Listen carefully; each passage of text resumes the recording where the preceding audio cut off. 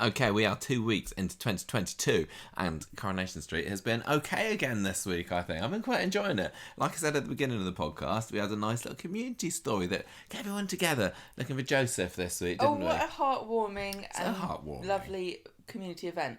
It sort of reminds me of when we used to do trestle tables down the centre of the road and have a tea party. Very similar vibes. Very, very similar, wasn't it? Yeah. Now, I've got a good storyline title for this, Gemma. Gemma. No, you don't. Gemma, who is your favourite classical Austrian composer? I don't know what the nationalities are because I don't see borders. Do you want to know who mine is? No, I'm not interested. Joseph Haydn. Joseph Haydn. That's what my storyline title is. Good. Stop. Oh, this is I've wasted on you, honestly. I don't know what country anyone's from when it comes to music. It doesn't matter. But you deliberately asked me about my favourite Hungarian one. Austria. I don't know. What? Oh, right then. You're just thinking Hungarian because you're looking at pictures of food on your iPad over there and it's making you feel hungry.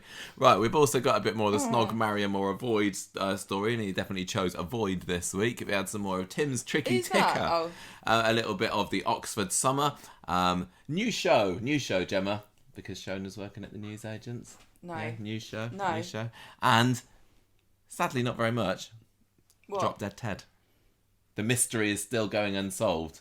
They're not allowed to investigate that anymore midway through the week because Joseph's going on the run. Right, I'm going to tell you about Joseph Haydn. Oh, I thought we could... Oh, yeah, I've got another storyline title for it as well. Brown About Town. No. Oh, right. Anyway, so... The Winter Browns are poor, everybody, if you didn't realise this already. No. And they've got a deaf baby. But love will get them through. Yeah, Gemma's worried that Alad's not going to be meeting his developmental milestones. Meanwhile, Joseph is saying, I got going on trip to the Imperial War Museum and the cinema on Wednesday. Can I have some money, please, Mum and Dad? Can you just imagine the teacher's like, let's go to the Imperial War Museum, but it is a bit of a bummer, so we go to cinema after and watch into this. We'll go and see Sing 2. Watch Spider-Man. What you said? Sing 2? Sing 2. What is that? It's the latest. Sing? Yes, it's about a singing pig or something, you know. A singing pig? Koala, I don't know any children. I haven't seen an advert. I've got no idea. It's the latest DreamWorks, not DreamWorks. No, it isn't. It's the Disney Pixar are releasing a movie called something about a panda. Because I know about that because I researched it for work. What's the one? It's the cheap studio that do Minions and that are doing the Mario movie. Anyway, they're not going to go and see that. They're going to go and see a war film. Saving Private Ryan. Yeah, they're going to go to the Imperial War Museum, then go and see Saving Private Ryan. Or Schindler's List. Yeah. I think they should go and take them to see Blackadder Goes Forth. And then they already see heard that it. Joe Hope clearly been I don't watching, know what that hasn't she, was this about, week? because that made me cringe. What? Boom, boom, boom, boom. No. And then the teacher comes over and goes, what's all this then? And they're like, we're doing poetry. She's like, oh, I don't know about that. It's like, you telling me you're a grown adult who lives in this country, you've never heard the Blackadder poem, boom, boom, boom, boom, boom, boom, boom, boom, boom, boom, boom, boom, boom, boom. Get out. That teacher has not got a lot going for her, I tell you. She's people haven't been happy with her this week. No, she's going to get fired. Yeah, not... The way this is going. Yeah, I reckon she's been taking the upskirting pictures as well, even though it's a different school.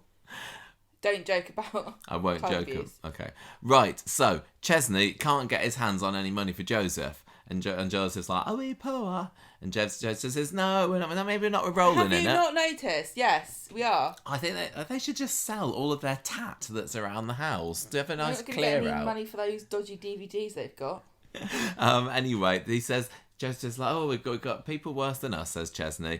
And Fizz comes over and says, why don't you come round for dinner tonight? No, dinner at lunchtime. Because they're northern, aren't they? And at dinner/lunchtime, Joseph's having a bit of a mope to hope about... I've decided... interrupt me. I've decided that if we're going to have this north-south divide that just continually gets brought up all of the time by Coronation Street... I've decided I'm going to go absolutely as full epically southern as I can, and I'm never going to eat lunch again. I'm only going to have luncheon.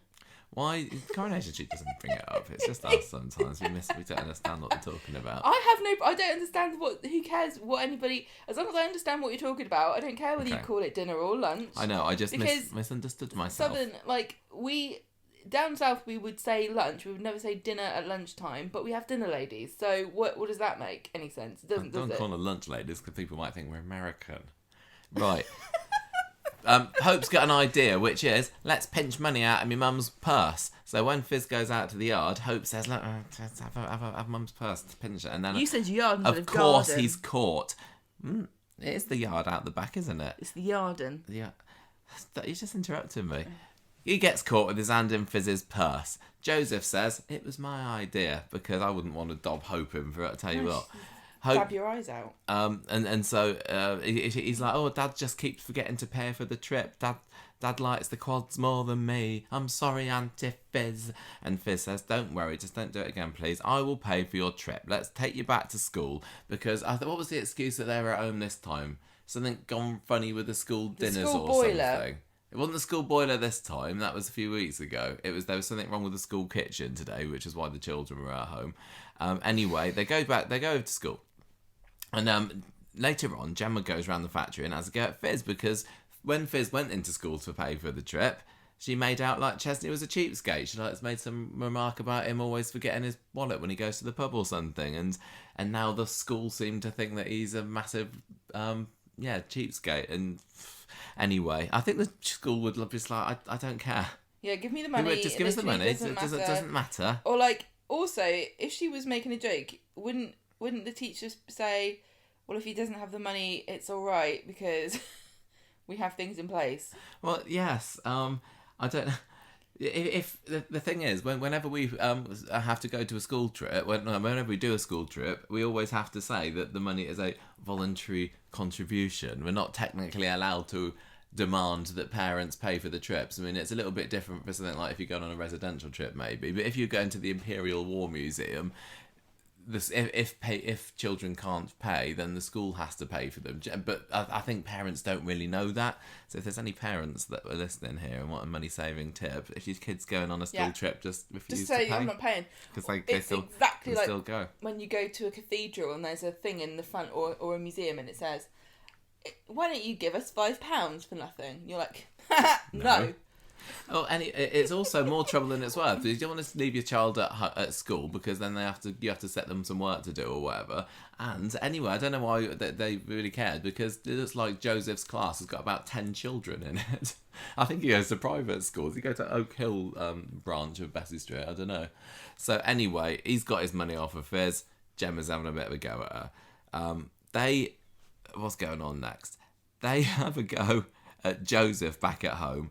And the fact that because Fizz tells Gemma, oh, well, he was nicking money from my purse. So they have a go at him and he says, oh, I ate you, I don't care. I wish I was back in Portugal. And he stomps upstairs and wakes the quads up. Meanwhile, in number 9 over tea time, Hope tells... But you say tea, don't you? But I would never say tea. Hope tells Fizz that Joseph's being bullied at school. I say supper. Oh, no. Fizz meets up with Chesney in the cafe later and tells him about all this bullying. Uh-oh, what's going to happen now? Well, I'll tell you on Wednesday it all goes wrong. Chesney tries to get Joseph to open up about these bullies first thing on Wednesday morning, but he doesn't want him getting involved. He wants us to leave it be. And Gemma says, okay, Joseph, we will keep our noses out. But little Chesney, the massive snitch, he just can't help himself. He goes to school, tells the teacher. Gemma's like, oh, you shouldn't have done that, you big snitcher. So we later cut to the children outside the Imperial War Museum, which, as we know, is right next to the Corrie places, isn't it? So I think, really, the teacher just wanted to go and meet the Corrie stars as they were coming out and get a few autographs or something. Maybe a bit like the other week when Molly... Not Molly. No. What was her name? Kelly was there getting her beer poured over her head. They're all sitting there having their lunches, Joseph. trading their oranges for chocolate bars. You recruited Joseph? What for? If I was trying to get autographs off of Corrie stars, I would recruit Joseph because he's the cutest child. Oh, yeah. And he's also got a sad little holy jumper. Oh, please, dear Maury Lippman, can I have your autograph, please? They won't let me have any supper. Anyway, so the teacher says, now then, Joseph, I've just been to speak to Ben and Callum, and they told me that when they were saying that you were poor, they were just trying to get other people to give money so that you could come on the trip. They've said that they'll stay away from you, so it's all okay now. And Ben and Callum are there, they're glaring at him. That's something to do with EastEnders, Ben and Callum. People are saying that's a reference. I don't get it. Maybe people can tell me. So anyway, Joseph is not happy about this. He storms back home later, throws his bag on the floor, and he's really embarrassed about it. He calls Chesney a liar because he said that he wouldn't tell the school, and Ches is like, "Oh, I messed that one up, didn't I?" And that is the break. So it's a big cliffhanger.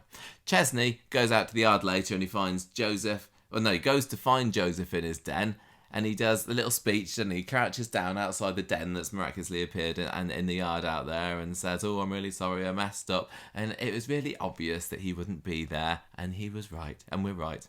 He wasn't right, he was wrong. Joseph isn't there, Gemma. The hunt begins.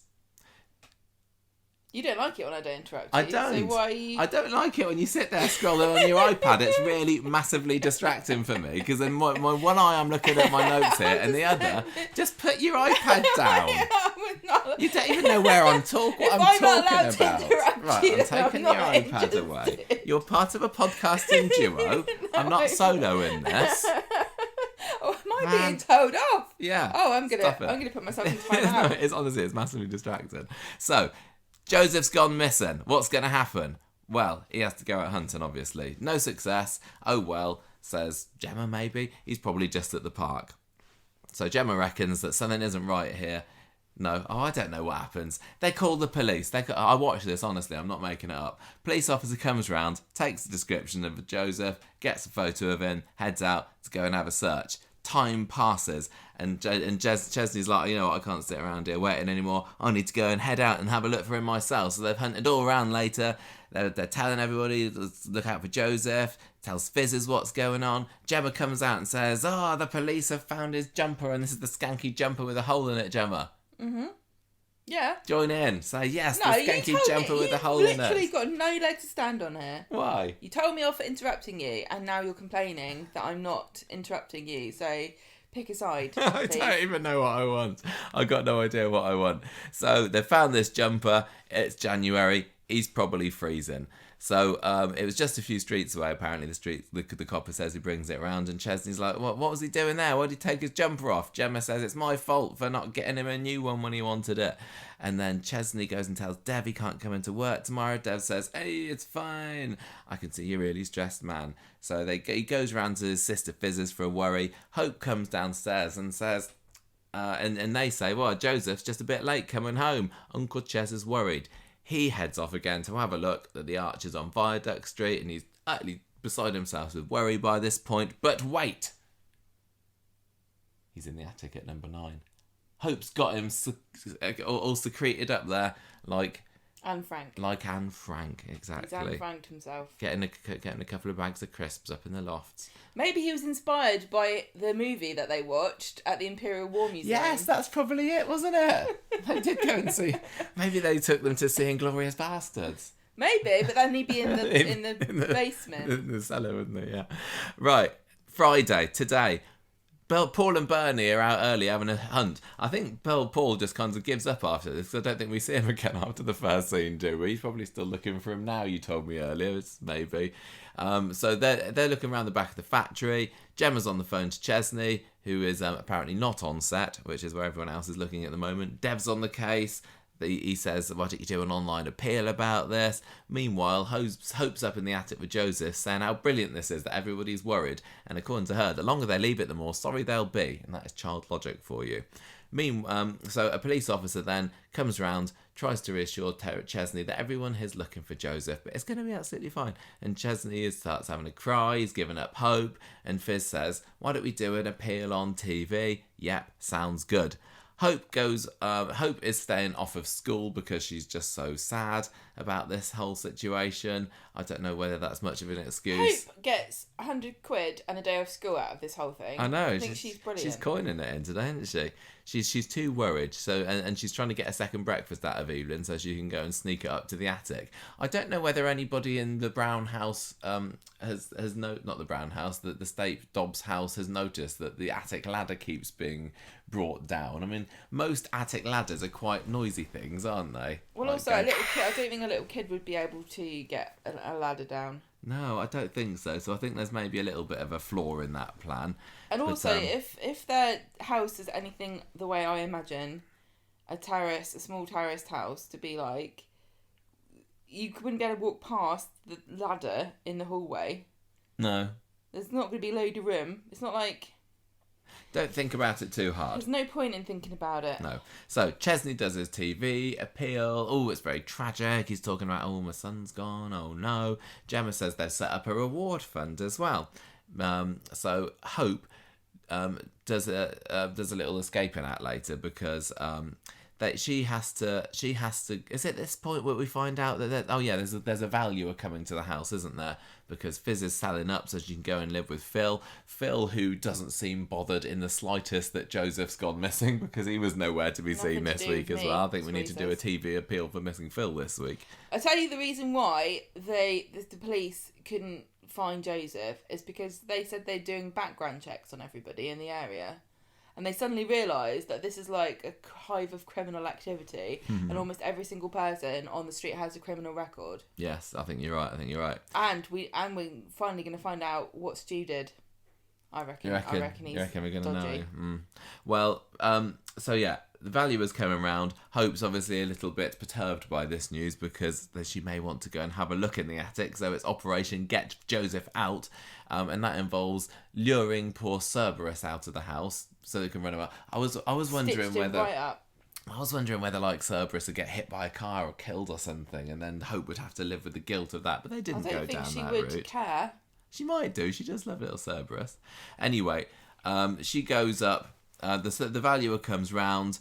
She thinks the house is great. £150,000 maybe for that, apparently. Could get up to 175, Could do. Especially with this beautiful decor. Everybody is gagging for a house with beautiful stone cladding and the thing is, eclectic decorations, shall we say. If you don't like the decoration of a house you're going to buy, you want it to be old. So that you can say, yeah, I hate the way it looks, but at least it needs doing. And is number 9 like that? Yeah, it needs doing, doesn't it? Does need doing, does. So it's not like here where I don't like the wallpaper, but it's like brand new. Anyway, so she goes up to the attic before she leaves. And I thought that they were going to make a big thing about, it looks like someone's been up there, because she goes up and there's like empty drinks cans and stuff, isn't there? But I'm sure this is how it's going to come out. What isn't there is Joseph, because by now he's halfway down Trafford Wharf Road, which is the road that the Coronation Street sets on as well. Oh, you didn't tell me there was another bedroom. That's another £25,000. Yeah, so he's on the run round Media City, and meanwhile Evelyn's coming in, and Hope tells her the valuer's gone. Then she goes and sneaks out, so she's on the loose as well now. Panic stations when Fizz realises, and Hope finds Joseph in the Seb Wastelands, wasn't it? It was the little industrial estate thing where the Kelly slap happened. Well, this is why Hope keeps saying she wants to see Seb Franklin's ghost, which I thought was absolutely fantastic. But I also am a bit worried that D'Artagnan and Hope managed to find Joseph, both individually, wandering around when supposedly the Weatherfield police force is out looking, finest. And everybody else. It's because Craig's out of action because he's got a bad foot at the moment, isn't it? If he was there, he'd have found him by the end of Wednesday's episode. He could have sat himself on a skateboard and scooted up and down looking. So they're there. By this point, Joseph's like, I'm a bit fed up of running away now. I think I want to go home. I think Dad's got the message. So they head back to the street. For some reason, they come out of Victoria Gardens. So I don't know if there's maybe a little shortcut from the industrial estate to Jeff's potting shed or something. They dumped all of the fancy camping stuff that Joseph had with him. Oh, yes, of course. I can't remember who it belonged to. No, I don't know. Anyway, this is where Clint comes in, isn't it? Mulled wine man from Christmas. And he's been in a couple of episodes since then. He was the one that got the speed dial, dishwasher or something. And I've never mentioned him up to now, but he won't go away, so I don't know whether he's becoming a main character. Stu gets to be in it. I get to be in it. That's not fair. He's homeless. I'm not. I get to be in the show. But by this time, he's found out that the reward fund has had quite a healthy boost of laundered money, hasn't it, from Yasmin? I hope that D'Artagnan does not get guilted by Bernie into giving it back to the family because they're poor. Because he scammed that fair and square. Oh, yeah. I think that's that could. Well, I don't know. Well, we'll see what happens when we come back to him in a minute. Because So anyway, saying, I used to know your mum when she were a kid and all this. She used to braid me Apparently hair. they're like busy mates going back decades. You might get a bit guilted by it. That's not a bad prediction. I don't think I could really stand by and watch a bunch of kids like starving to death while I enjoyed the money. I'd have to go somewhere else. How much was it? £49,000. £29,000. Okay. So anyway, he kind of follows them up Villain's Alley where he confronts them, and he was kind of intimidating, wasn't he? But he was no match for Hope. He wasn't being intimidating. He was trying to be friendly. It's not his fault. Tell. He's just got a scary face. He's got a bit of a creepy face, hasn't he? He's got a musketeer moustache, so I like him. And big floppy hair down by his side. Yeah. That's why I'm calling him Dog Tanyan. I know. I get it. All right, good. He gets he starts telling. I know it's not Hope Dog Tanyan, but that's my mother. The Three Musket Hounds was an epically brilliant cartoon. I know. Of our childhood, and it's better than Paw Patrol. Just saying. Hope does an excellent haggling move, doesn't she? Great. He's like, I'll give you a couple of quid if you can tell everybody that I found you, because he's obviously got his eye on this £29,000, and Hope says 100, and he's like, all right, what about 50? And she's like, no, 100 each. I thought that was great. I think she's great, and also it makes me laugh because obviously they were trying to raise money for this reward fund before that money got put in. Yeah. So it's going to be like £29,000, 52.86. Don't you think? Yeah. So he's not. So you can just give the leftover, the change, can't you? So we can have a nice round number. Anyway, Hope goes off to go home, and then he's left there with Joseph. And I did wonder whether he was going to turn into a bit of a child snatcher. I don't trust that, Clint, I tell you. But he is able to convince Joseph to go along with his story. So Hope goes back, gets in a bit of trouble from Fizz and Tyrone for going off by herself. And then the dodgy bloke brings Joseph back to number 5. He's not dodgy. He's totally dodgy. He's very sus, this man. Look at him in his dodgy dishwasher. Look at him in his dodgy mulled wine store. Look at him in his dodgy haircut. Clint and I go back, you know. Did he used to braid your hair? He braided my hair as a child, and I braided his back. Anyway, Joseph goes home. Hooray, Joseph's back, everybody. And Clint's like saying, oh, don't worry about the rewards. I'm all chill about it. The universe will reward me. But he really does want it, doesn't he? And so for snooze for Joseph later. He looks so cherubic. Gemma's saying, oh, it's our fault that you ran off because we're poor. But Joseph Kirsten doesn't care because he's got his Joseph back. And that is the incredibly poorly recounted adventures of Joseph Brown this week. Gemma, I will let you get a word in edgeways. Tell us what you thought about this story. I would have preferred more mild peril. Like what? I don't know, some kind of like maybe evil, scary pigeon lady, like in Home Alone 2. You didn't really ever feel that Joseph was in that much danger. Well, he wasn't, was he? They could have had him encountering some nasty types out on the streets, maybe. I don't really care. I feel very sorry for him. I thought it was very cute. I thought they've chosen a good character to do this storyline with. Yeah. Because the boy who plays Joseph, whose name eludes me at the moment, is very innocent looking, isn't he? And I think if you've ever worried about money as a child, or your parents not having very much money, you know it's a horrible feeling, and you do feel bad about it and feel annoyed. And I had this when I was little. We were quite poor at one point. But my mum and dad did their best, you know, and I think that I wouldn't say that Chesney and Gemma did, because they were offered like fortune beyond compare. Yeah, where's that Freshco's money gone now, I would really like to see them discuss and kick themselves about how stupid they were to turn down this money that they actually need to raise the family. Yeah, there was no mention of that at all, was there? Even the news reporter could have said, if only we had. Yeah, the news reporter could have said, hang on a minute, aren't you the people on that billboard over there? Aren't you the Freshco quads? Yeah. Stupid idiots. Yeah. Did you generally... Don't worry, Joseph, you can eat our morals for dinner. Did you enjoy the story? Were you interested in it? Yeah, it was very predictable that Joseph would be in the attic. I think everyone guessed that, didn't they? I mean, I don't know whether I did straight away. Even on the scene where they tried to make it really obvious when they had Hope there coming down for extra packet of crisps. I think it was at the end of that. Maybe at the end of that scene, I think maybe you said, "Oh, I think maybe Joseph's in the attic." But they did the long pan upstairs, didn't they? In the end, so I love Hope being a psychotic, evil weirdo.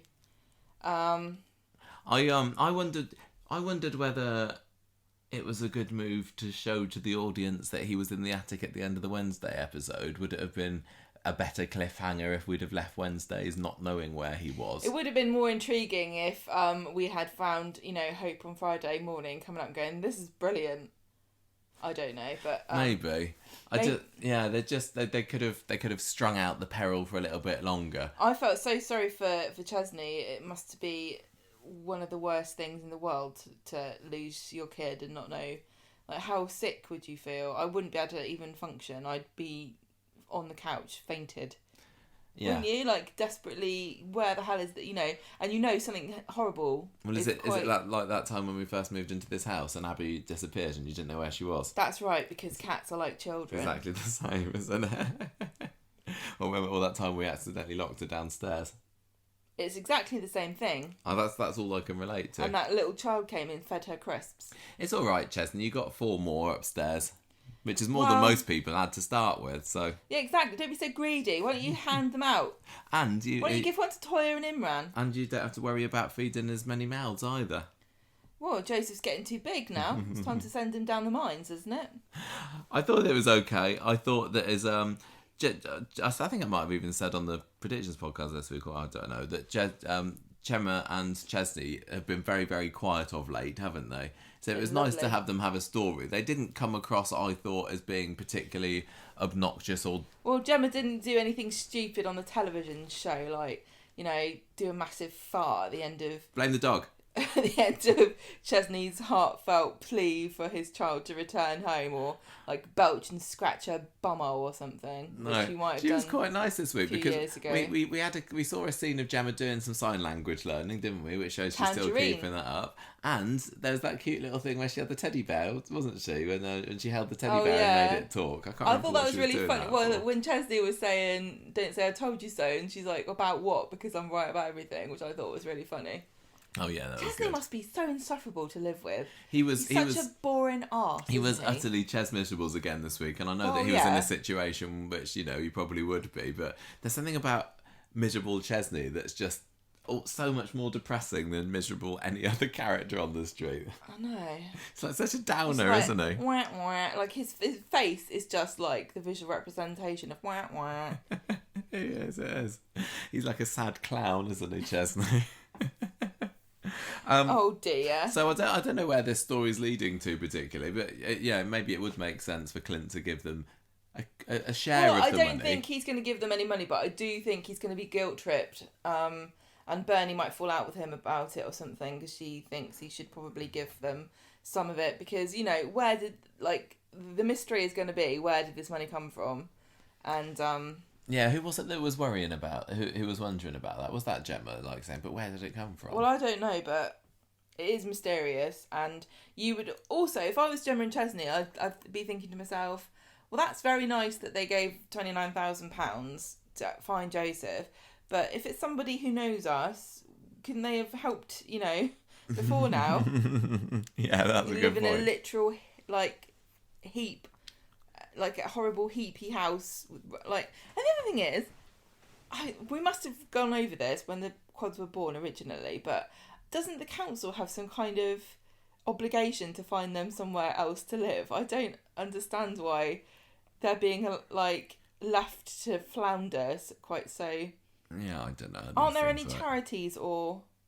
You think there's somebody that, maybe we need to start a charity specifically for people that have 4 babies at once and refuse lucrative advertising campaigns. Yeah, maybe. I don't know. Anyway, so I thought this was fine.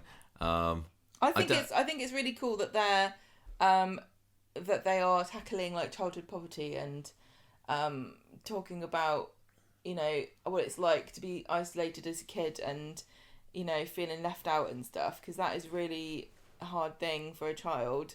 But it's one of these things where Coronation Street is kind of stitched themselves up before they've even started, because just like with Sean being homeless and Kelly being homeless and Chesney and Gemma being in abject poverty, it's like, it's kind of your own fault, isn't it? It's kind of the consequences of your actions.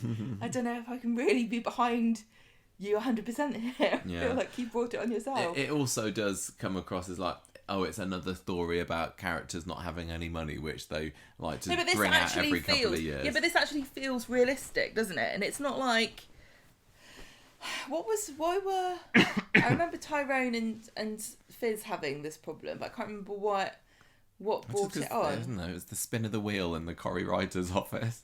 I know, but it makes sense that Gemma and Chesney are dealing with this, and you know they're going to have additional burdens on themselves because they're probably going to have to take time off to go to the hospital all the time for poor Alid.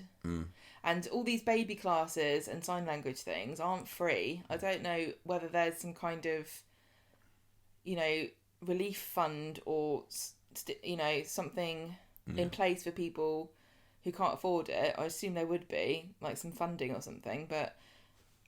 Who knows? None of it's free. I don't think.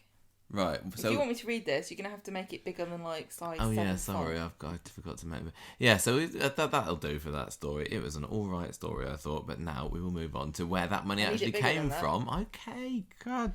Oh, demanding. I'm sorry. Right, I'm not doing this anymore. No, right, go on then. Your turn. Snog, marry, or avoid, Gemma. Tell us about this story. It's all ready for you there. We're not having an argument about this.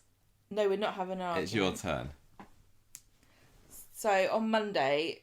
they are all getting ready at Speed Dial. It is the Speed Dial reopening, the lovely pink and teal Speed Dial opening I today. think the new Speed Dial looks amazing. I just really like the old one too, but I think I like the new one a bit more. I can't decide. I think it's fine. Well, it's irrelevant, isn't it? Because it's been changed now.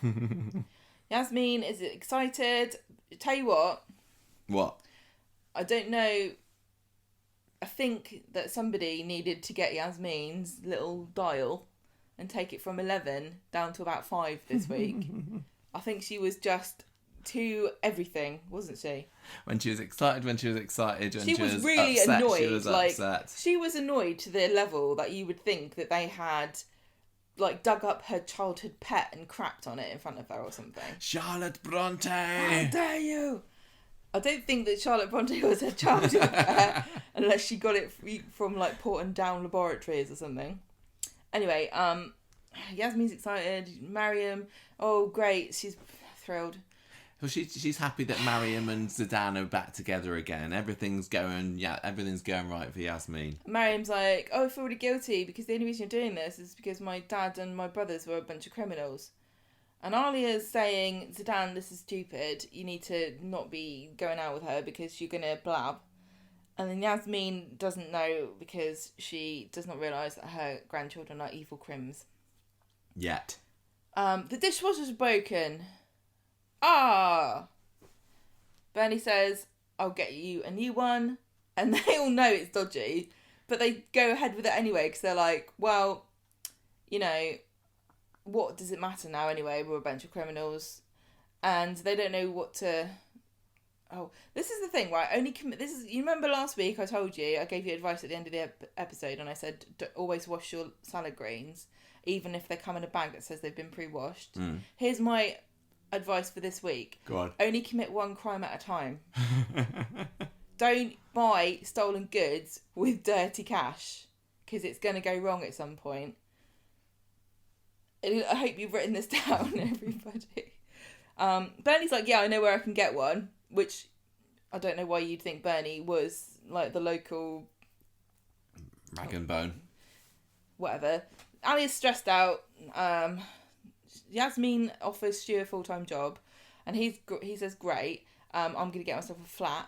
Because does she write it on a bit of paper what she's going to give him? I think she maybe does. I thought How that the valuer about was going to do that for Fizz today. Yeah, I'm really surprised that they must have just gone, let's just go on Rightmove and see how much Salford Terrace is. Yeah.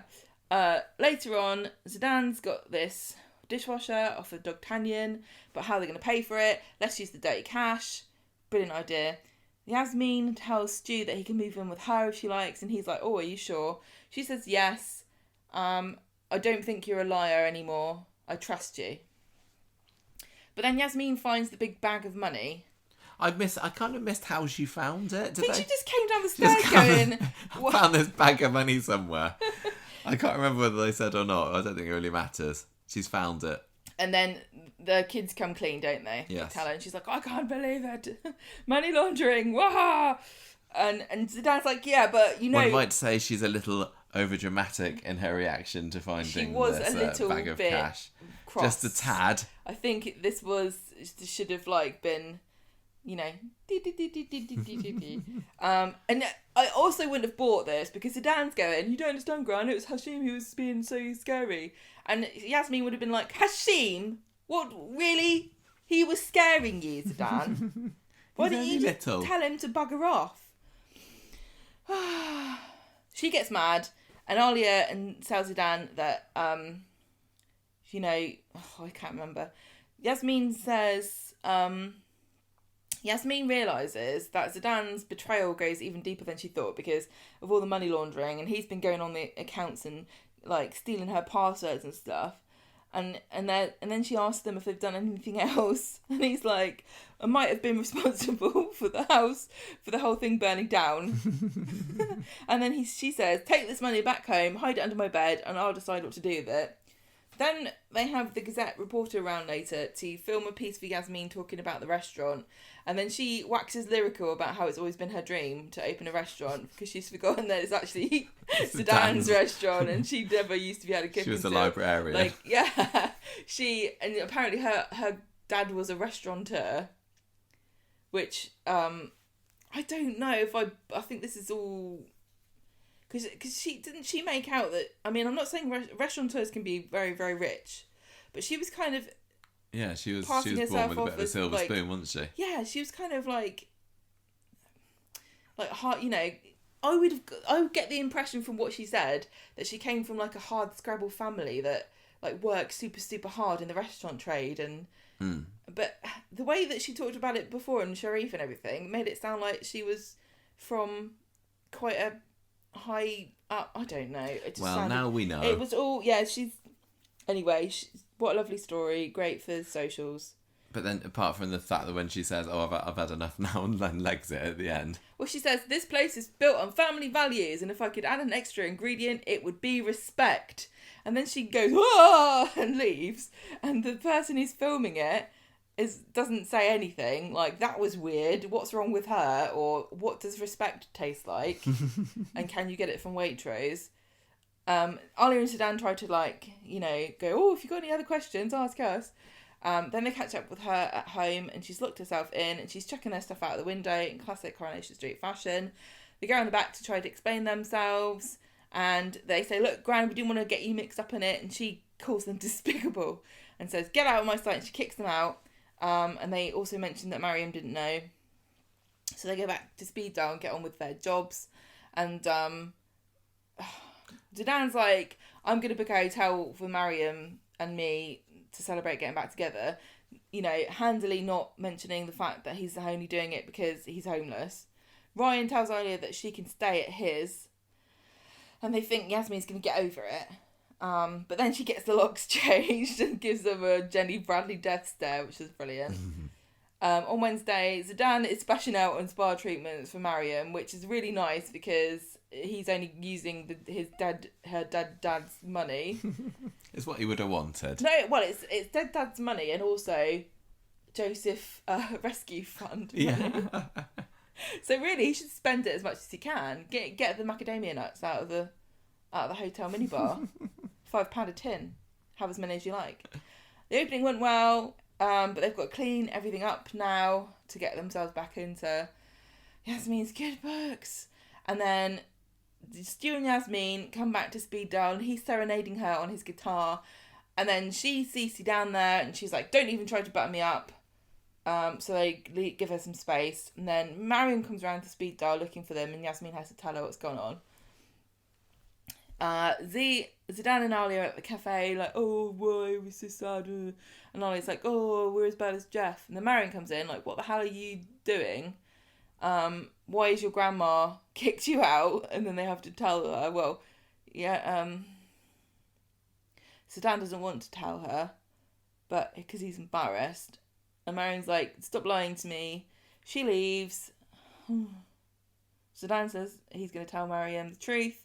And Ali's like, I don't think you should, because what if you accidentally tell her about us killing her dad? Please don't say anything. So Zeedan says, I'm going to tell you the truth. I don't love you anymore. Dun dun dun. I was lying last night. I just wanted your family's money. And Yasmin found out, and that's why she kicked me out. She looks sad and leaves. You're really enjoying talking about this storyline here, Gemma. Yeah, sorry. I can tell. She goes off in a taxi. Classic, wasn't it? And Alia says, that's good then, isn't it? And Zeedan's like, oh, I'm sad. On Friday, everyone's moping about, talking about whether or not to use his dirty money to get Zeedan somewhere to live. And then Stu gets Yasmin talking about the kids. And he's like, oh, family's everything. And she's like, where's your family? He's like, I don't know. They're well shot of me, he says. Too much water under the bridge now. And this is why I made you delete me talking about this before, because I thought it was too far. But I really wonder whether he's done something really unforgivably terrible and he's not bringing it up, and everyone's assuming like he's being noble and saying, you know, oh, they're better off without me. Because, you know, I stole a loaf of bread to feed them one time. But what if it's actually something really awful and the police come around and be like, right, Joseph's gone missing. You're the local paedophile. Where's he gone?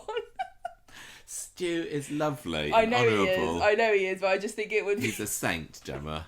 How can you? Just because he can play guitar and he's got a nice beard, everyone seems to think that he's lovely just because he's nice now, but he really, wrestles up a nice Nahari, I tell you. What has he done? What has he done that he's so reluctant? I'm suspicious of him, just the way you're suspicious of Clint. Anyway, Zeedan runs the idea past Yasmin to use the money, and it doesn't go down very well, and then it looks like she puts the money in Joseph's fund. The end. That is the end, because it then just turns into the Joseph story. I should have done this story first, really. That would have made a bit more sense. I think that... yeah, Yasmin needed to be dialed back to about 5, which really should have been the director's job, to be like, okay, but less. Because honestly, she was really mad at them, and she was really angry, and I guess they needed to hype her emotions up to justify why she kicks them out of the house. But really, why does everyone just get kicked out of their houses on this show all the time? I mean, I thought that was Eileen's job. Because there's always somewhere for them to go to live the next day, isn't there? It's to create a bit of drama, but don't worry, there's somewhere else you can go. I don't think you can just kick someone out of their house.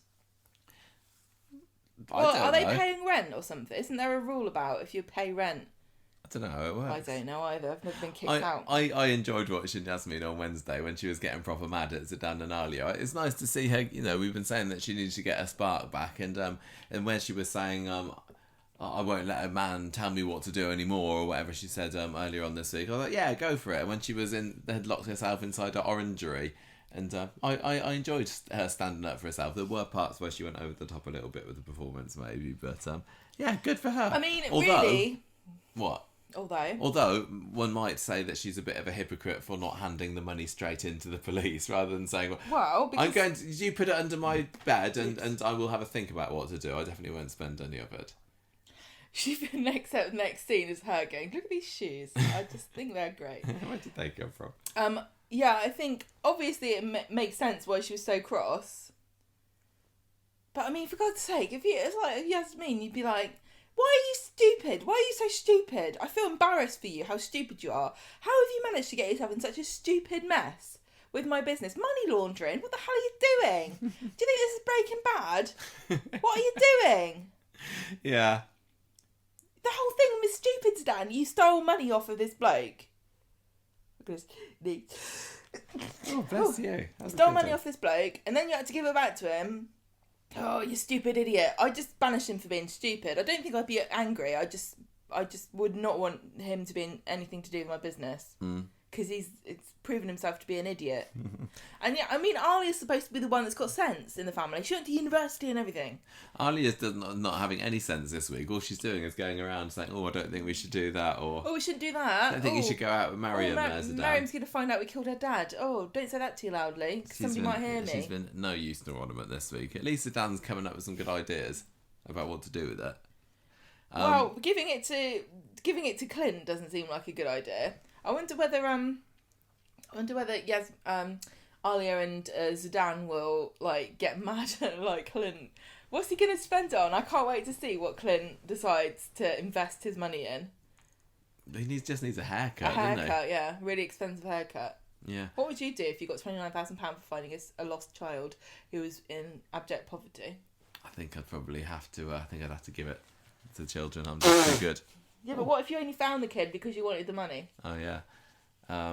Got a nice holiday. Go to Barbados or something. Yeah, something like that. You go to Barbados now? I don't know. Okay, well that was that story. I think I'm just ready for this to end now. It's been... When did Zeedan come back? Was it like September maybe? So we've had a good 4 months of this story, and I know it hasn't been like permanently on, but it feels like it's really run longer than it has any right to, don't you think? Yes, relentless. It is honestly relentless stupidity, lies, and miserable Zeedan. Yeah, so miserable. Like I remember when Zeedan left, and me and you actually thought he was hard done by because none of it was his fault. He got into a mess because Rana and Kate were having an affair, and he made them lie so that he could get his hands on cash, and then because of all the Kana fans, they hated him, didn't they? Yeah. Because he had the misfortune of being married to somebody who turned out to be wanting to be in a gay relationship, which is no fault of his own. So by the time he left, we were like on his side because felt like the fans were kind of being a bit mean. But now I'm like, yeah, see what go they're getting away at. again. You can't. He's a miserable bastard. He's just so relentlessly miserable. But on the flip side, we do have the fountain of positivity that is Stu, and I'm really enjoying his contribution to the street now. And I think that moving in with Yasmin, I think that's going to lead to something. No, he's got a dark past. He is definitely a child snatcher. He stopped coughing though, at least, hasn't he? Obviously, he didn't have any horrible disease. He just had. That's just maybe it's one of those horrible homeless. Diseases where you get really sick and then you get better again and then you die immediately. Maybe. I guess we'll see. Right, let's move on. Speaking of dying, Gemma, Tim's tricky ticket. He's still clinging on to life this week, unfortunately for you. I didn't think there was that massive amount of developments in this story. They managed to string it across the week, but last week it was like fairly obvious that it was going to be somebody's, i.e. Sally, is going to suspect Tim and Aggie having an affair. And although that hasn't happened yet, they were putting all the places into place, weren't they? I know, it feels like it's being meticulously plotted, like they think it's an Agatha Christie novel or something. It's not that complicated. It's kind of fairly obvious where it's going to go, I think. But anyway, he comes back in on Monday morning after spending all night out on Maxine's bench or something. Sally's been out of her mind worrying about him, and she just wants to talk about things with him. And he says, "Look, I do love you, I do fancy you. Just had a really stressful day at work the other day, what with Faye moving out and all that." So Tim sees Aggie in the street later and says, "Oh, I'm sorry, I was a bit snappy with you yesterday." She says, "Come in for a cuppa. Let's have a chat about this." And it's just her opportunity to nag him about getting this operation and telling Sally about it. But she says, "Look, if you want, I can arrange another chat with somebody about it," because he'd said he wanted a second opinion, although he goes back to the same person. And he calls her a scaremongerer. But she says, "Look, if you were in that position." And Sally had something wrong with her, you'd want to... No, she doesn't say that, sorry. She says if I was in this position, I'd want to know exactly what was going on with me, and I think it's for the best. As difficult as it is to hear, it's best that you know what's wrong with you. So they go off to hospital to see Dr. Cardio again, who is clearly just waiting for somebody to come round with some kind of medical ailment, because he sees them straight away. I think that he's overdiagnosing because he's not had a chance to tell anybody they've got anything wrong with him. You reckon? Yeah, he's so excited. He's like, finally, someone's got a heart condition. Maybe he has to book all these extra appointments for Curtis, because he needs to see him at least 10 times a week. But now he's gone off with his dad, he's suddenly got all these free appointments. Yeah, probably. There. Maybe. Anyway, he goes to go and to see him with Aggie, and he says, right, it's going to take you 12 weeks to recover from this, which is obviously setting up Sally for a good long stint in dancing on ice so that she can be away for that. Tim's not chuffed with the news, and the doctor says, well, no, don't worry, it's going to be a new lease of life here. You're going to feel much better in yourself, you'll be healthier, you're going to love it, I promise you. And you'll get a date for the op soon, but until then, no soap opera stress, please. So, Aggie takes him back to the street. What? Like, isn't that the most epically irresponsible thing to tell somebody, like, you're going to have a really major operation that's going to take you months to get over, but the most important thing is not to worry about it, because if you do, you might die. It'll be fine, don't worry. So the most important thing is not to think about it, because if you think about it at all, you're almost certain to drop dead. So they go back home, and Aggie yet again says, you really, really probably should tell Sally about this. And he says he will, I'm just going to wait for a little while to tell her. So he goes back home, has a bit of a nap, and he was just about to tell Sally when the phone rings. Family emergency. It's Surfer. She's come on off her moped in Bali, and she's done her wrist in, but it's nothing too bad. She's going to be okay. But the moment's gone for Tim, and then they have to start reminiscing about Sophie all night. So, Wednesday, Sophie's out of the theatre. Operating theatre, that is. She's not She's not been to see a play. So Tim is getting a text from Aggie saying, hey, what's wrong? And so, I mean, that's going to be found later, isn't it? Isn't he say, tell her or something? I can't remember. But they keep really conspicuously having conversations. It was very, very conspicuous. You have to tell Sally. You have to tell Sally the truth. Very sus. So he says, she says, look, we need to do something to relax. Maybe have a nice January hot tub. And he says, yeah, that sounds great. But then he changes his mind, and because he has to dash off, he says he's got a pre-booked fare, but he's got something else to get on with. Later on, we get a lovely scene with Jenny and Sally, and we like this scene. Jenny got a few good moments this week, didn't she? She had a nice scene with Rita, which we'll come to later. And this was just a lovely little character moment with them in the street. And it's mostly about how Jenny has got this new fella in her life at the moment, Leo, and she's being all kind of coy and sweet about it. But I thought there were some good character moments this week that were really nice, like this scene, and also the scene with Gemma and Chesney when she was using the toy to talk. It just showed a bit of creativity and not just relentless drama. Sometimes it does feel a little bit like almost any character could say almost any other character's line. Like, I'm sure back in the day, characters used to be a bit more individual in their speech. But now it feels like the only characters that really get that are the comedy ones. Mm. Whereas everybody else just speaks in almost exactly the same way and uses the same phrasings and... do you know what I'm almost, saying? yeah, no, I get what you mean. But like that, these scenes really felt like you were watching interesting character moments that were just about the people rather than what the story is. Yeah, I think so. And because a lot of it was about this Leo plot, which was not really even, which wasn't even a part of this week. It was nice. Anyway, so Jenny tells Sally, look, I saw Tim with this massive bunch of flowers later, and they even say, well, it was who I can't remember. The Sally says, where was it on the scale of late for dinner up to having an affair? And Jenny's like, yeah, it was pretty big. So again, this idea of the affair is brought up again. But anyway, she says me and Tim have been having words a little bit, and he's clearly trying to make things right. So that's going to be great. So she's looking forward to getting all these flowers, but they're not for her, they're for Aggie. He goes round number 3 later, sneaking around the back door where probably nobody saw them at all. Aggie realises that he still hasn't told Sally about this op, and the flowers are more of a bribe to keep her quiet than a thank you. And he says, look, I will tell Sally again before I'm on the operating table, don't worry about it. Or does he say not before? I can't remember whether he says he's going to tell her before he goes in for surgery or he's going to wait until he's all better. Can't remember, but I'm not going to tell her quite yet, is basically the gist of it. So he goes home, tries to escape up to bed. Sally's obviously a bit miffed because she was expecting to be presented with a massive bouquet. And so that she's kind of left the episode at the end feeling a bit sad about it. So she confronts him on Friday about the flowers. Jenny says she saw you buying them at Preston's. Who were they for? And he says, oh, it's one of my drivers at work who was leaving. I don't know whether she believes him or not, but she is then distracted by a leaflet that is just down on the coffee table or something for Maria's election campaign, and then she goes off on one on this, and then she forgets about Tim for the rest of the episode. But what she discovers is that Maria knows about this new Weatherfield County training ground that's being built on top of the Red Wreck. Tim, you didn't tell Maria about it, did you? He was like, no, of course I didn't tell Maria.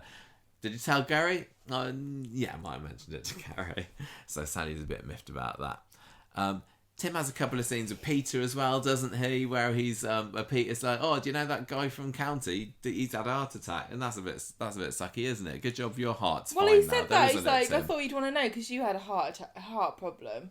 What are you talking about, Peter? That makes no sense.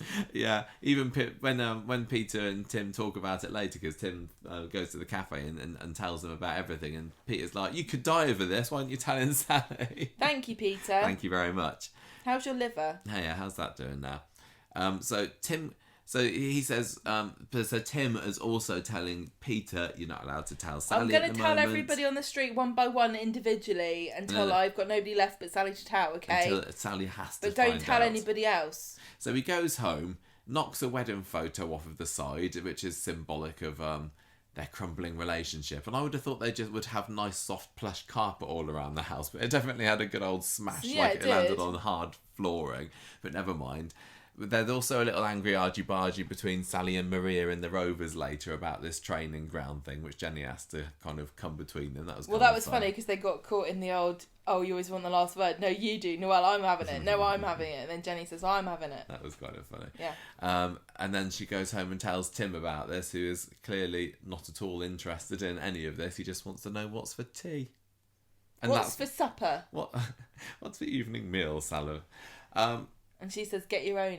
So, oh yeah, that was funny. I thought that was good. I've not heard that before. I have not heard of that one as well. That's it's an Italian dish. I do like that one. So yeah, did anything really happen with this week? Even going back to the doctor, I don't think he really told Tim anything new there. It just felt it was like treading water a little bit. It really did feel like they're like, oh, I don't know when Sally's going to go away for Dancing on Ice, so we'll just write the same thing in again for this week. Have everybody tell Tim that you need to tell Sally, and he says, I will do, but not yet, thank you. Obviously Sally's going to go away to help Sophie and Barley. Yeah, with her bad wrist. And then and that's when Tim's going to have an operation when she's not there and try to get better before she gets back or something weird. You'd think that maybe she might notice a massive scar across his chest, though? Well, see, I think partly Tim's not telling her because if he tells her, it's suddenly real and he doesn't want it to be true. Yeah, he is definitely in denial. Oh, they use that stupid "denial isn't the river in Egypt" line, isn't it? I thought it was quite funny the first time I heard it. But yeah, the first time. It's not even the first time Coronation Street's used it, let alone it being a massive cliche. I've definitely used it on this show recently, and it's cringy. Yeah, it is. Anyway, I've got no other extra comments to say about this because it was literally exactly the same as last week, apart from there was a little bit more of a reminder about Sally versus Maria, which is kind of fun, but also I'm not particularly looking forward to that element of the story because Maria's not the most compelling of characters, but oh well, never mind. At least we got a nice Jenny scene, didn't we? So I'll pass back over to you for the Oxford for the summer storyline, Gemma. What's summer been getting up to? More issues, eating disorders. And sexting. No, not upskirting this week, isn't it? Yeah. Oh God, I tell you, I really loved Amy this week. I thought Amy was good. She's I'm looking bloody forward to brilliant. seeing her going on a crusade about this. Good job. Right, let's all be inspired by Amy. Not yet, because she's not. It's all about this conditional offer for summer on Amy Monday. needs to put this in her covering letter when she applies for whatever university she goes to, and it'll be more interesting than anything Summer's written. What if Oxford find out about Summer's upskirting picture? What's the name of the admissions What department? if they find out that she wears Little Miss Pony knickers? They'll never let her in. Little Miss Pony? Haven't you heard of Little Miss Pony show? That's what all the kids are watching these days. My Little Pony knickers. Little Miss Pony. I'm going to go and copyright that. That sounds like an obvious story thing that hasn't been taken estate of yet. Roger Hargreaves would not be too particularly pleased about that one. So the admissions department's just trawling like upskirt panty shot sites just to do research, just to make sure that they're not letting any riffraff in. Yeah, exactly. What are you looking at? It's just for university. Don't It worry was about funny it. because this is probably the most scandalous thing that's happened to Summer all year, and she didn't mention didn't what care, if did Oxford she? find out at all. She doesn't want anyone to. So she's just like, I just want it to go away. But Right, so on Monday, Ardy's... And also, I'm sure that Dev calls Ardy Ardy, but everyone else this week is calling him Addy. So it must just be the accent. I guess so. Because I can't call him Addy. How can I? He's Ardy to It makes me. it sound like Addy Hitler. Hitler? That's what all his mates called him, wasn't it? Oh, yeah. Why are we having so many World War II references in I this don't know. episode? Good old Addy Hitler. He's such a wrong-un. Right, okay, so Ardy's chatting with Summer in the street, and the Oxford interview went well, and she's going to know how she got on, and he says, oh, well, they'll be lucky to have you. She sits around waiting anxiously for her results, then it finally gets here. She shows it to everybody, but it's a conditional offer, and she suddenly realises that she actually has to get the grades that she said she's going to get. That's so funny. I didn't realise that, and I don't know whether this was just for Coronation Street, but don't people get these things in the post anymore? Is No, it I on don't email? imagine they do. I could have gotten into bloody Oxford. An A star and 2 A's. I know, I could have as well. But I wouldn't have passed the interview because you've actually got to be clever. I didn't get that at my A levels because I did a subject I shouldn't really have done. But if I wanted to, I wish somebody had told me. Yeah, so Summer's really down about the fact that they haven't just said, whatever, Get in here, we love you. we need you, more northerners. We need diversity, which to us means a white middle class girl from the north. So Ardy finds her miserable because she just can't be happy, can she? This bloody kid. No. On Wednesday, he's trying to get Summer excited about going to Oxford, and Amy comes in. They've had a little argument. Apparently in Oxford, there's a building with a shark coming out of the roof. I looked this up, Did you? and What's it's it going say? head in. Ah. It's a man who installed this as an art thing, and everyone got mad about it and tried to make him take it away, but they didn't win, and it's still there Good for him. apparently. The world needs more buildings with sharks jumping into them. Yeah, I think we should get one put in, but I think it'd be a bit copying, wouldn't it? And also the traffic down the close would Let's be get a all nightmare, dolphin. wouldn't it? I want a dolphin jumping out. Anyway, Ardy catches up with Amy. What's going on? They had an argument apparently Amy and Summer had this argument over because Daniel. of Daniel, and that and she says, yeah, everything's a bit awkward. And then Ardy tells her that Summer's had an offer from Oxford, but she's still determined to be miserable about it. So Amy catches up with Summer, and she's got this pile of sweets that she's hiding, but Amy catches her with them because she leaves the door open, doesn't she? So Amy lets herself in. Yeah. And Summer says, oh, they're not for me. I'm taking them to the soup kitchen. Like, Summer, You make nice sweet soup. Soup with Skittles in it. You mental. I think she said it was for pudding. No, I know that. And then Amy... I don't believe that Amy believed her either. She doesn't. I don't think she does. Amy asked her to help her with her university application right now. And Summer says, we've got okay. nothing better to do. At the end of the day, Summer tells Billy that she's made up with Amy and he's very pleased. Then he goes and she's like, I'm going to eat some Kenners. Oh, yeah. Love chocolate. Kenners so much. On Friday, Amy is quizzing Summer on who she'd go out with out of Simon, Ardy, or some guy called Dylan. Dylan Mycock. I thought it was Dylan Hardcore. What? What was his name? I don't know. Maybe it's a character from maybe it's a new boy band person. Maybe. Maybe it's somebody from BTS. So she says Dylan. Billy comes home. She's got to go to the hospital for a diabetes checkup thing. So at the hospital or wherever it is, she's got her blood sugar monitor, and the lady's like, "How come you didn't? How last night there isn't an entry?" And she says, "Oh, I just forgot because I'm going to Oxford. I can't be dealing with these trivial bodily functions." And the nurse says, "Don't worry. Often people will forget. So next time you have a massive binge, just tell me that you forgot, and I won't question it." Then we see Jacob's outside the hospital. Right, Jacob back. He's What's looking all going on sad. with him? He's just appearing like once every 3 weeks or something for one scene. He's like, I'm good now. They beat me up for being so noble. Yeah. I've seen the error of my ways and realised that don't drugs like- are bad. Oh yeah, have you heard of South Park? Oh yeah. Yeah, drugs are bad. So Yeah, okay. yeah. That's a good He's song turned- for him. he's Whenever he turned a new feels leaf. like he wants to make some easy money, he should just put that song on, Yeah. and he will know not to go to the dark side anymore. And then he's off again, isn't he? They're like, we don't care, we don't like you. Then, later on in Victoria Gardens, Max is just sitting there, flagrantly looking at a picture of Summer's skirt, up her skirt, and Amy catches her, and, Summer says, oh, that's me, which, maybe don't say that in front of everybody. Yeah. Maybe don't tell Max, because now everybody knows. Then Amy and Asher get outraged and tell Summer to report it because it's a crime. And she's going, oh, why should it be on me? Or why should I have to do it? I don't want to do it. It's not fair. Why is it my fault? Why is it my problem? And Amy is she's definitely on a crusade here, isn't she? Yes. There is nobody more righteous in their indignation than a teenage girl, I think. Amy vows to find whoever did it. She has to go at Max and she says, I'm going to take you down. And everyone else who looks up people's skirts and takes photos, you're going to get suspended. I think Amy was like, I was supposed to be in this hate crime story last year. Remember that promotional picture they put out just before it took me happened, where out. they had all the teens lining up Yeah. against the wall? I was in that right in the end, but I hardly had anything to do, so I'm going to grab the bull by the horns here and be the person who the voice of reason. Yeah, exactly. I'm going to be the person behind this anti-upskirting campaign. I better do something about it right now before Kelly jumps in and takes over. I really love this. I thought this was such a good scene with Max there going, well, I didn't take it. It's not my fault. I didn't even look at it. I just deleted it. Why is it my fault? Blah, blah, blah. Oh, yeah, and he Amy goes on, saying, he's like, oh, if you watch a film with a murderer in, does that make you a murderer? oh, No. what classic logic.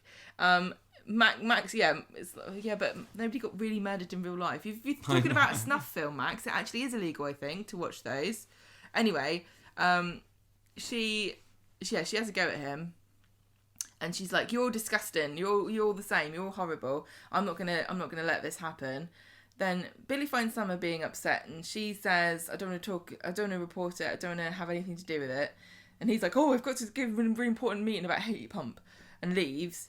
And so she starts eating chocolate again. Yeah, so I thought this was cool. Does Coronation? Cool, very cool. I love scenes, teen sexual abuse storylines. I don't know whether now is the time for another teen issues story. I don't know whether another, consent, online sharing sexual images. Is it like Corey going, you guys weren't listening when we told you that sharing child pornography is bad, so we're going to tell you again. Yeah, we had to try and make you forget about that because Kelly's good now, so now somebody else We is. have to bring it up again. We've got to do it properly this time. I guess that maybe Summer and Asher have got something to bond over here, because Asher was sticking her nose in a little bit, wasn't she, in Victoria Gardens? Because they can both be naked on the internet together. She wasn't naked, it was an upskirt video, Okay. that picture. So this is definitely something that's become big in the news over the last couple of years, hasn't it? I don't know. Yeah, I suppose so. I'm totally. I think everyone obviously is with Amy here. I really like the idea of Amy using her inherited bitchiness from Tracy and Blanche, but for the power of good. Yeah, I think it's cool. I think that she's just the right person for this. She is the right person. I think her moral indignation was perfect. Yeah. I really also liked Max's reaction because I think it was very true to what a lot of boys would say. It's not my fault. It's harmless fun. Don't like it. Don't wear a skirt. Whatever. He didn't say that, but you can tell he was thinking It's it. just crazy, and the way that they were talking, saying, "Oh, you get 10 a day." Oh God. And I'm sitting there like a bit a bit old fuddy-duddy, thinking, "No, they don't do that." You got no They idea, must have do. you? What is it like to be a teenager I don't these know. days? Sounds awful. I'm so glad that we missed out. We were just on the cusp, weren't we? Because mobile phones were coming in as we were just in the last few years of our school. I got a but phone you for my couldn't really 18th birthday. couldn't send photos with a Nokia 3210, I tell you. You could barely send text messages. There aren't even keys for all the letters. No, but it's a completely different world, isn't it? It makes me feel so old, but I'm so glad that I'm out of it. The pressures that are on children these days it's really unacceptable. And if you go to the ITV website for the advice section, there are so many charities involved in Summer Storyline, and one of them is Childline, and they've got this whole page there about what to do if somebody asks you for a nude, and how to say no, and what if you want somebody to send you a nude? Well, maybe you should think about what you're doing and not do it. It's really it's such a different world. Don't send pictures of yourself to people. Just don't do it. I said we had this discussion before, and we were talking when Asher was, and it's like, I think then I was like, if you really want to, I guess, but be careful, whatever. No, just don't do it. Just don't do it, please. Don't. There's no benefit for you, especially if you're a girl. They can get pictures of nude women anywhere on the internet. They don't need you. But it's just a bad idea. Yeah, but which is why the upskirting thing is different, though, isn't it? Of course, that's being sneaky. Well, about both of these things, these two girls didn't send the pictures themselves. No. It would have been interesting if Corrie had done it from that perspective, but I don't think society is quite ready for teenage girls' sexuality, because obviously when you're that age, your hormones are going wild. And I'm sure loads of them really like sending pictures of themselves. But if you're under 18, it's illegal. You shouldn't be doing it. No. Please don't commit crimes, and please don't distribute child pornography of yourself. But I wonder whether Coronation Street is putting this story in because it's trying to, get the teenagers watching, or to catch the teenagers who are watching and tell them, or is it more aiming it at their mums and dads? Because we talked already recently about the fact that I don't think that many teens these characters' age are watching Coronation Street at the moment. Well, so who's it for? People our age are the ones who are going to be having teenage children, aren't they? Yeah. People in their 30s and 40s are the ones who have kids that are now of the age that have got these kind of facilities and urges. And, if we were surprised, I'm sure there's lots of other parents who have no idea this is what their kids are doing. And, it's the boys that have got to be stopped. It's not the girls' fault. No, it's not. I wonder whether we'll find out. I wonder whether Max will be doing it, or is that going to be too far? Because he's a wrong un, but he's not that wrong. Is it just going to be some random guy at school? Is it going to be, could it be like, it's going to be like Eli or somebody, one of the dodgy guys from the last year? I don't know, but I don't think for a minute any of them have really thought about what it is they're doing and why it's wrong. And it's also a bit gross because, Max was like, I'll get loads of them, I didn't even know it was summer, whatever. I've deleted it now. Would he have deleted another picture, if it wasn't summer, or would he have kept it? He probably would have kept it, wouldn't it? And this is what I've always found this really frustrating, because I've heard this from men quite a lot over the years, that it wasn't until they had a daughter that they started to get annoyed about the way that men sexually exploit women. And it really disgusts me, because all these men had mothers, some of them had sisters, but it takes and wives or girlfriends and partners throughout the years, but until they have a daughter that they feel some kind of ownership over, that's when they suddenly give a crap about it. Yeah. And Max obviously doesn't care about all the other girls that had pictures of their pants. No. And when Amy was saying, imagine if you were a girl and how would you feel? I don't think he can really understand it, because he isn't a girl and there's no equivalent. You couldn't say, imagine if somebody took a picture of your pants. So I don't think boys understand what it's like to be a girl and be vulnerable and scared. It's horrible. Yeah, I'm looking forward to seeing how they what they do with this, and I think how preachy it comes across. Whether it's a good opportunity for some nice character development for Amy, which is what I'm hoping for, really. I love Amy. I think she's perfect. Never change, Amy. Keep telling these disgusting boys that they're horrible wretches and try and shame them into being decent people. So it's a shame that she was killed off on a Squid Game episode, wasn't it, a few months ago? Yeah. She was in the final 2, though, so... But, obvious, and poor Summer must have felt so violated. And she was, she not coping very well with her stress. And I looked up, because I was really interested to because I thought is she, like, when she's eating, is she getting something different from this that anyone else might who isn't diabetic? Like, is there a physical reaction that she's getting from eating this chocolate that is different for her? Like, is she getting a heart rate rise from it, or is she feeling dizzy like you might do if you're drunk? I didn't find that there was any kind of, I mean, there obviously are physical symptoms to having a low or high blood sugar level if you're a diabetic, which it must be what's happening to her, but it's not necessarily a pleasurable thing, I don't think. No. Because it's, you know, feeling sick and having a headache and dizzy and all the rest of it.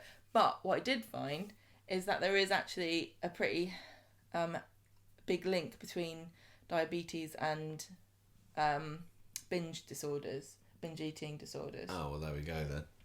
And I don't know whether it's mostly type 2 or not so frequently type 1, but obviously binge eating comes from stress, and she is under a lot of stress, and she's being told and controlled, you know, you're allowed to eat this, don't eat that, etc., etc. So the only way she can really feel like she's in control is to eat, I guess. But even then, binge eating is when you feel out of control and you can't stop eating. So I don't know. Obviously really sad, but God, Summer's just not having a good time, is she? She's not. She just needs to have a nice relax and build another robot or something to take her mind off it. Yeah, that's right. That's how you solve it. Yeah, that robot was back again this week, wasn't it? The one that the one with the wonky eye. I'm sure that it had been taken off that shelf for a little while, so it was nice to see it back. And we also saw on the shelf a nice EE modem from router, on Billy's shelf there. So they're obviously getting their product placement in. Everybody on Coronation Street is now going to have EE internet. Well, as I've seen from this bloody YouTube advert that keeps playing for me all the goddamn time, you can use your EE internet to land a plane. Can you really? Because it's such a reliable connection. Or maybe that's going to be what's going to happen in Coronation Street. They're going to have an Emmerdale style plane crash when somebody's trying to use it to land a plane. They get momentarily distracted and through the cabin. Oh yeah, good idea. So yeah, poor Summer. This is just going to go down the route of she's got an eating disorder. I just still can't get behind the character of Summer. I think I like her a bit more than I did at first when Harriet Bibby took over, but out of the teenage characters, she's just the one that doesn't do it for me. She's just so cheerless, isn't she? Yeah. Like nothing, not even a good thing can make her happy. And I can't. She needs to hook up with Zeedan. I feel really bad he's back on the market again. About disliking her because of her anxiety. Because I am actually going through a bit of a mental health crisis myself with my anxiety. It's through the roof at the moment. I am always constantly stressed. My heart's racing all the time because I'm worrying about things. But even I'm like, come on, Summer. Just get over it. Maybe we need to give each other a good old shake. Okay, give me someone talking to. I need to write this down on my my little CV thing to get into Oxford. I'm sure they'll let me in if I say I'm a bundle of nerves. Right, well, this is like going to be like the shortest podcast ever. It feels like we're racing because you told me off today. for interrupting you, and then you told me off for looking on the internet, and then you confiscated my iPad. No, it just doesn't feel like there's a whole lot of talking points on this week's one. I don't think we're going to get much from this. Some of the major things, like the whole entire Tim and Sally storyline was like ditto from last week. Yeah. And then the Joseph storyline, I mean, what's there to discuss about a missing child? I don't agree with it. What do you think? Right, well, what do you think about Shona taking over the cabin? Let's see. Thank God that... Can I just say, please, thank you so much, Coronation Street, for not making Shona's brain damage an issue storyline. Yes. Because if we had to feel bad about her taking somebody's red bush and throwing it in the gutter, I think I'd just have to stop watching this programme. So, Brian and Kathy want to go off on holiday, don't they, this week? Where are they going? Devon? Okay. Yeah, Devon, that's right. I think they say that.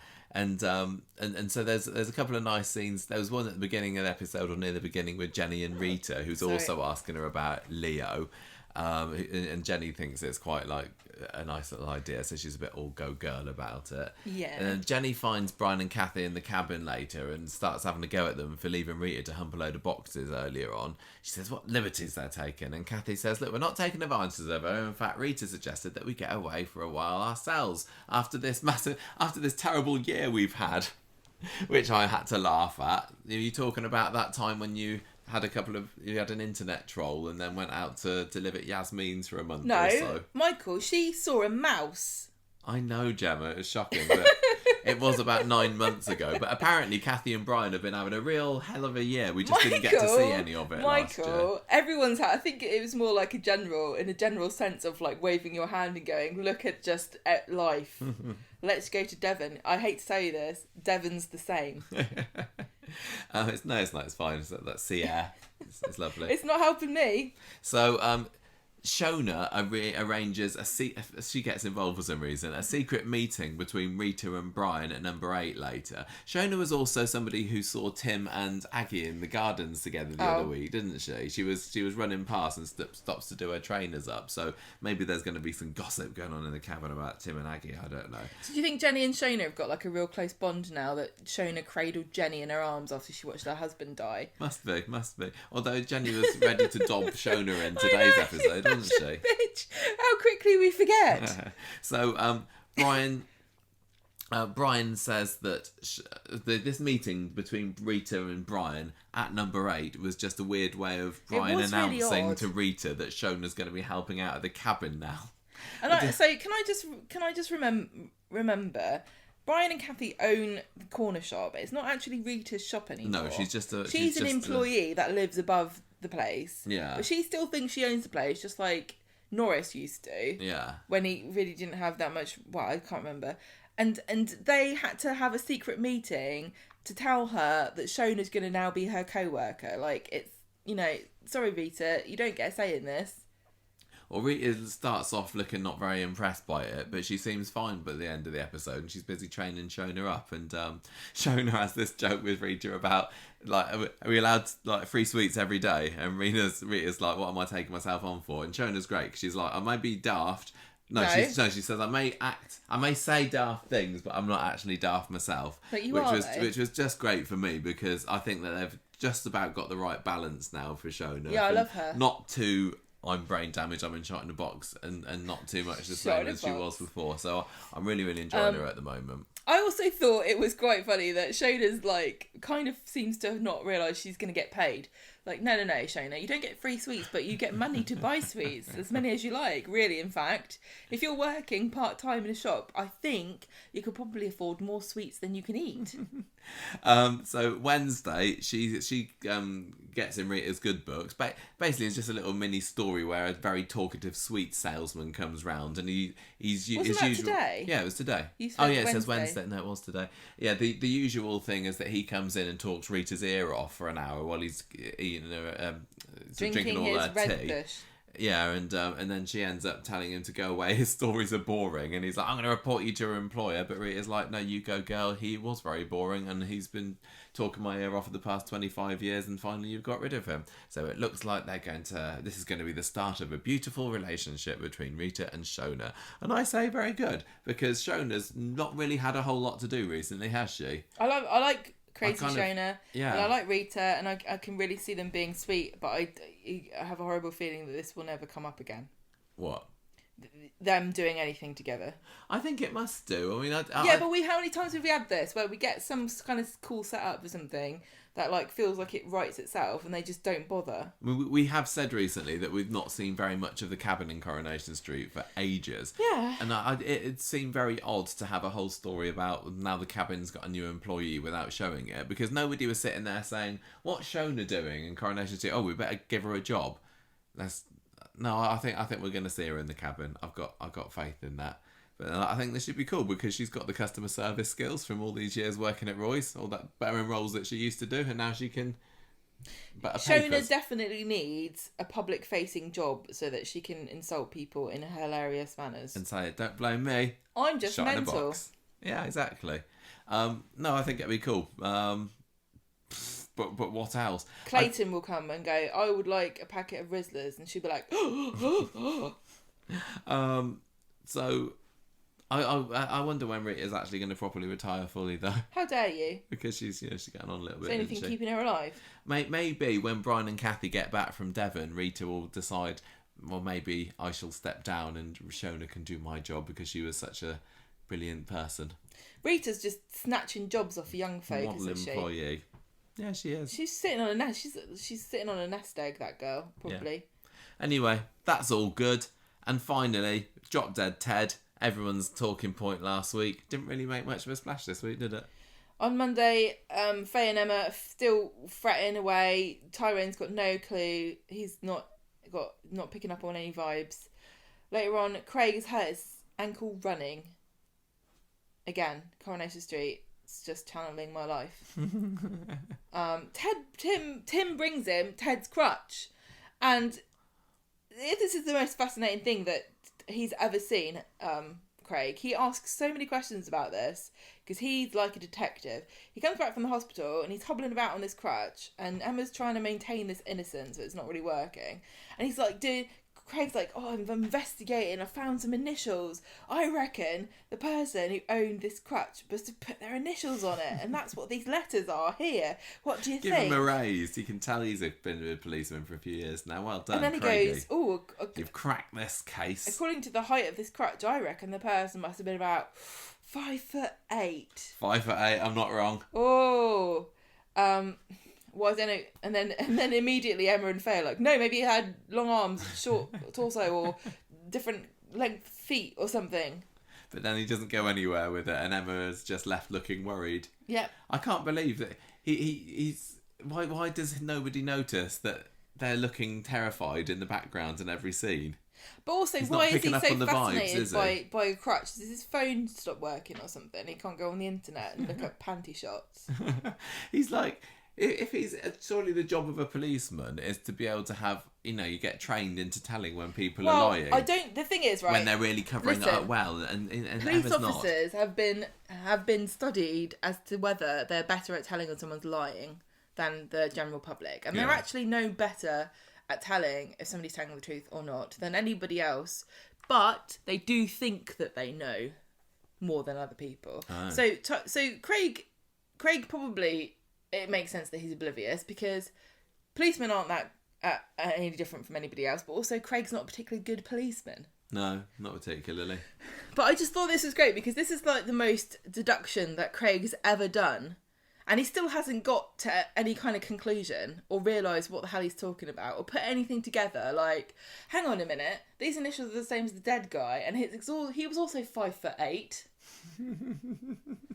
He's had to have a really long think about it. He's like, oh, I think it's probably going to be next week when to some kind of conclusion about this. But I hurt my ankle, so I'm not going to think about it too much. Can't know. And that's it, Gemma, already. We've reached the end of this week's Coronation Street in quite possibly record time. But it's because I didn't have any stupid, boring, impassioned speech about something that I don't know anything about. No, it just kind of did what it said on the tin this week's Corrie, didn't it? It was totally fine. It didn't, thrill me. I kind of enjoyed it. I liked the little vignette of Joseph going away and then coming back again. Do you think that... I thought that the Tim stuff was... I'm not hating it, but it felt somewhat redundant after last week. It felt like Coronation Street is making us eat Bubble and Squeak all week. Here's the leftovers from last week. We're going to reheat them up, and this is Tim and Sally again, but just eat it again, please. Even with the Zeedan story, it was very much like, oh, what should we do with the money? Which is the crux of the matter was last week. I really like Yasmin. She's not coming across very well in this story. Alia and Zeedan are boring. The story's boring and improbable, and I don't think anybody cares about either of them enough to invest in how this ends up resolving itself. Like, Mariam, get out of there as fast as you can, because not only are they criminals, but they're dull. I like the Joseph stuff. I think that if you're a parent, it probably was quite harrowing to watch. Even I, who have only a cat to my womb, was thinking this is probably the most horrific thing that can possibly happen, apart from the obvious, which is to find the child dead. And then when blimmin' Hope goes missing as well, and they all start to think that there's some prolific child snatcher just picking children up left, right and centre. I think I'd be sick. I wouldn't be able to do anything. poor Chesney. In some ways, they were the characters. Gemma and Chesney were almost underreacting to the severity of it. It would be frantic. I would be useless. You'd be utterly out of your mind and paralysed with fear, probably. Yes, literally.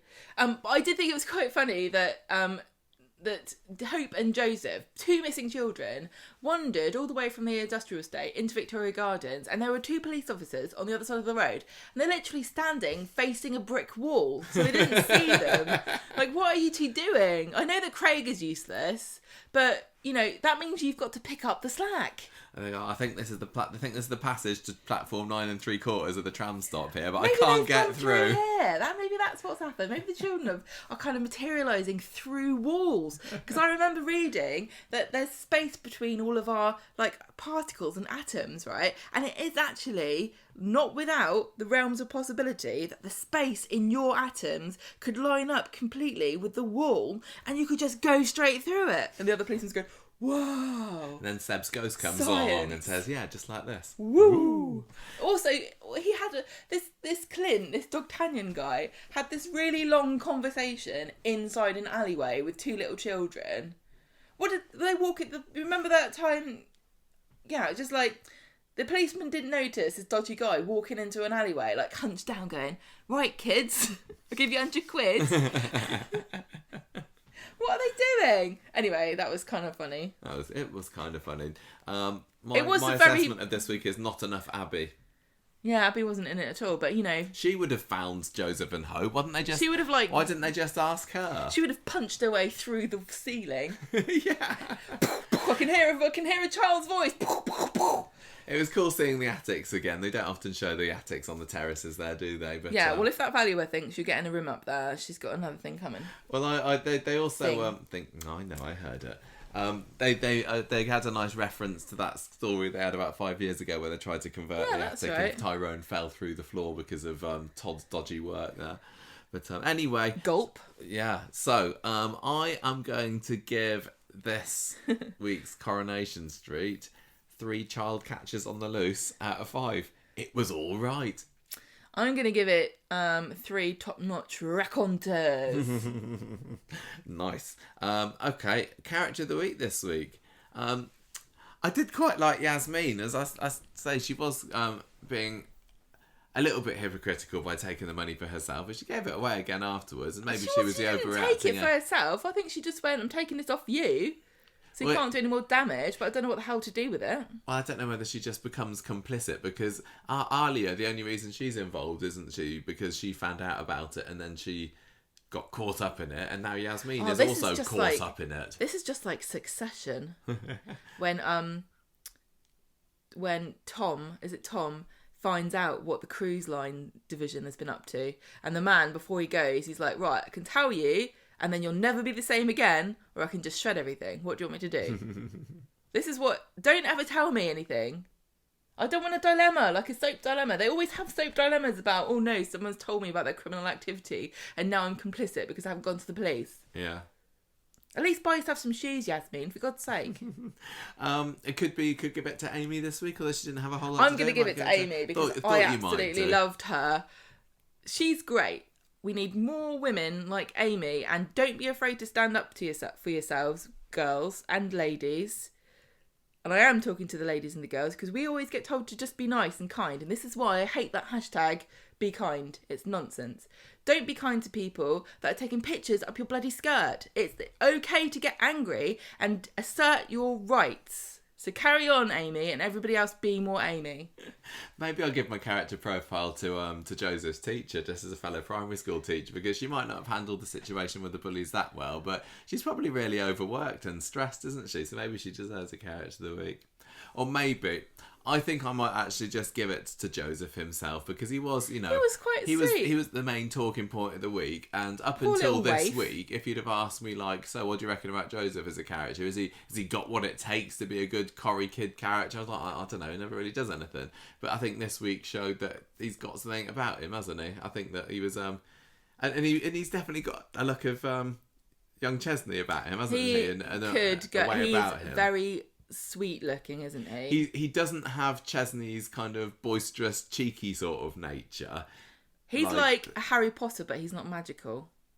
Yeah. You can imagine him living in a cupboard for the rest of his life, just kind of He is. dying of a lack of vitamin D. He's a pre-Hagrid Harry Potter, isn't he? Before he...